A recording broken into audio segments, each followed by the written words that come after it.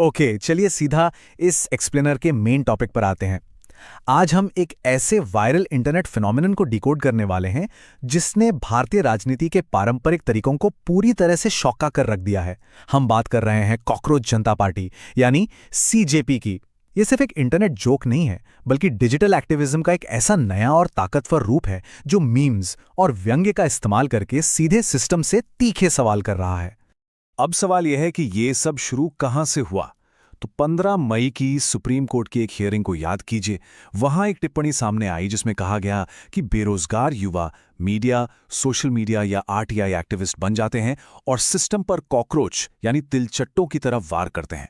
मतलब सोचिए, जो युवा पहले से ही बेरोजगारी और सिस्टम की खामियों से जूझ रहे हैं, उन्हें भरी अदालत में कॉकरोच कहा जाए। जाहिर है ये शब्द उन्हें बिल्कुल हजम नहीं हुआ और इसी ने बरसों से जमे हुए गुस्से को भड़काने का काम किया। तो इस पूरे एक्सप्लेनर को हम 5 हिस्सों में समझेंगे। आक्रोश की चिंगारी कैसे भड़की, इस डिजिटल आग का जन्म कैसे हुआ, इनका व्यंग्यात्मक घोषणा पत्र, इनका विकेंद्रीकृत नेटवर्क और आखिर में पारंपरिक राजनीति के लिए ये क्या चेतावनी है। चलिए इसके पहले हिस्से से शुरुआत करते हैं। आक्रोश की चिंगारी। आखिर युवाओं का ये गुस्सा इस कदर क्यों फूटा? देखिए, ये गुस्सा सिर्फ एक दिन या किसी एक टिप्पणी का नतीजा नहीं था। अगर हम थोड़ा पीछे मुड़कर देखें तो पिछले 7 सालों में नीट सहित लगभग 60 बार परीक्षा के पेपर लीक होने की घटनाएं सामने आए हैं। बढ़ती बेरोजगारी, चरमराता एजुकेशन सिस्टम और बहुत ही गंभीर आर्थिक लाचारी ने युवाओं के अंदर एक गहरा असंतोष भर दिया था। ऐसे घुटन भरे माहौल में उस कॉकरोच वाली टिप्पणी ने सच में जले पर नमक छिड़कने का काम किया। टाइमलाइन देखिए, चीजें कितनी तेजी से बदली। 15 मई को वो विवादित टिप्पणी आई, अगले ही दिन सफाई देने की कोशिश हुई, लेकिन तब तक बात बहुत बिगड़ चुकी थी। इसके कुछ ही समय बाद अमेरिका में बैठे एक 30 साल के पब्लिक रिलेशंस ग्रेजुएट ने सोशल मीडिया पर बस ऐसे ही मजाक में लिखा कि क्या होगा अगर सारे कॉकरोच एक साथ आ जाएं। और बूम, कुछ ही दिनों के भीतर इस जोक ने एक डिजिटल क्रांति का रूप ले लिया और कॉकरोच जनता पार्टी की प्रॉपर एक वेबसाइट लॉन्च कर दी गई। और यहीं से हमारा दूसरा भाग शुरू होता है, इस डिजिटल आग का जन्म जिसने आते ही सारे रिकॉर्ड तोड़ दिए। अब इस नंबर को जरा ध्यान से देखिए, 15 मिलियन यानी 1.5 करोड़। सबसे चौंकाने वाली बात यह है कि सिर्फ कुछ ही हफ्तों में इस तथाकथित व्यंग्यात्मक पार्टी के इंस्टाग्राम फॉलोअर्स की संख्या 15 मिलियन तक पहुंच गई। इस विशाल आंकड़े ने राजनीतिक हलकों में सचमुच खलबली मचा दी। इस टेबल पर नजर डालना बहुत जरूरी है। ये आंकड़े साफ दिखाते हैं कि कॉकरोच जनता पार्टी ने जो 15 मिलियन का जादुई आंकड़ा कुछ हफ्तों में छुआ, उसे भारत की सबसे स्थापित और सबसे बड़ी पार्टियों जैसे कि बीजेपी को छूने में सालों लग गए। कांग्रेस के फॉलोअर्स भी 15 मिलियन से कम ही रहे। ये तुलना बिल्कुल स्पष्ट करती है कि ये कोई आम सोशल मीडिया ट्रेंड नहीं था, बल्कि एक बहुत ही मैसिव डिजिटल रिएक्शन था। और सबसे बड़ी बात, ये हलचल सिर्फ इंटरनेट तक सीमित नहीं रही। इस ऑनलाइन जोक ने बहुत ही क्रिएटिव और हैरान करने वाले तरीकों से रियल वर्ल्ड में अपनी जगह बनाई। लोगों ने कॉकरोच पर गजब के सटायरिकल गाने बनाए।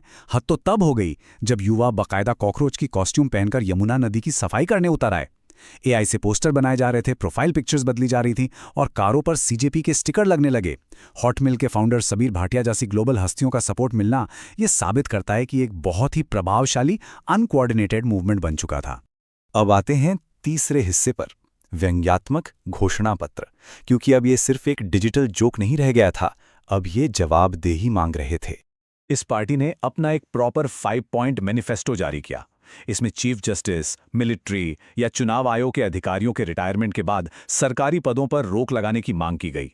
इसके अलावा वैध वोटर्स के नाम काटने पर यूएपीए के तहत कार्रवाई, 50% महिला आरक्षण, कॉर्पोरेट मीडिया पर बैन और नीट विवाद पर शिक्षा मंत्री के इस्तीफे जैसी काफी मजबूत मांगें शामिल थीं। भले ही ये एक सटायर था, लेकिन ये मैनिफेस्टो पारंपरिक विपक्षी दलों के पास ऐसे स्पष्ट विजन की कमी को भी बहुत गहराई से हाईलाइट करता है। सीजेपी की वेबसाइट पर लिखी ये लाइन उनके मेन ऑब्जेक्टिव को बिल्कुल सटीकता से दर्शाती है।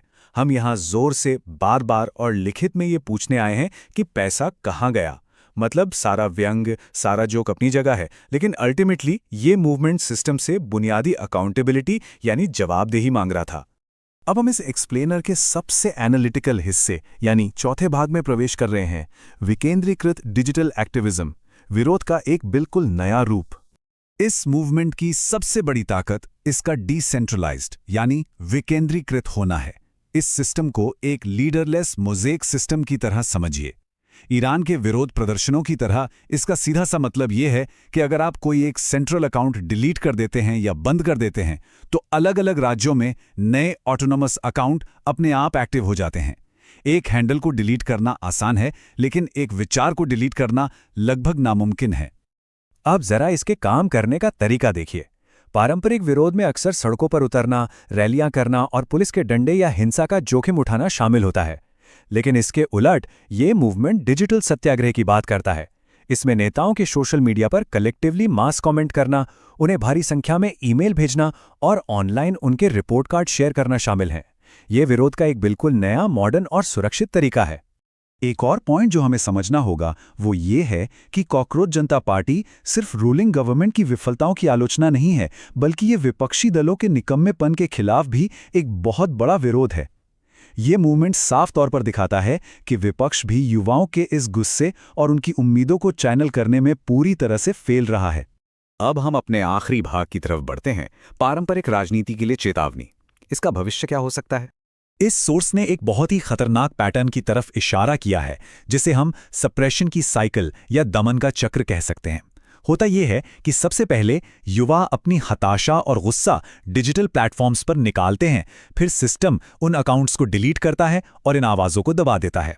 इसका सीधा नतीजा ये होता है कि बिना किसी आउटलेट के ये गुस्सा और अविश्वास शांत नहीं होता, बल्कि भीतर ही भीतर खामोशी से और खतरनाक तरीके से बढ़ता रहता है। और यही हमें इस पूरे विश्लेषण के सबसे अहम और गंभीर सवाल पर लाकर खड़ा कर देता है।